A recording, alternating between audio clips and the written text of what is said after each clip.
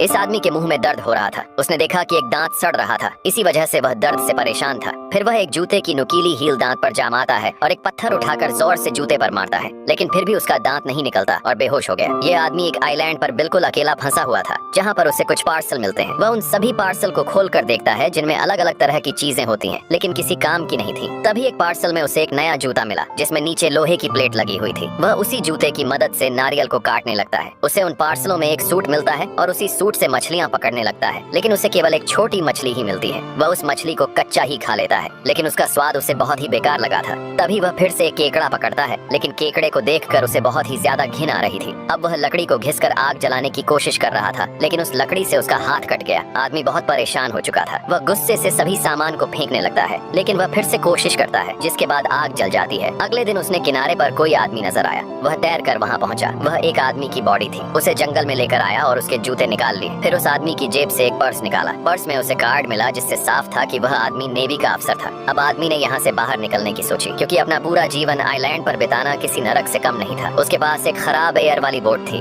आदमी ने बोट को ठीक किया और अगली सुबह का इंतजार किया, लेकिन सामने बड़ा समुंदर था, जिसकी लहरें बहुत बड़ी थी। आदमी बिना सोचे निकल पड़ा, पर समुंदर की लहरें उसके हौसले को तोड़ रही थी, बार बार उसे पीछे धकेल रही थी। आदमी फिर भी मुकाबला करता रहा, लहरों से लड़ता रहा। तभी उसने पीछे देखा, वह और किनारे के पास पहुंच गया था। अब उसे गुस्सा आया और खुद को शांत किया। एक बहुत ऊंची लहर आने वाली थी। आदमी तेजी से आगे बढ़ रहा था, लेकिन अफसोस उसकी नाव पलट गई और वह डूब गया।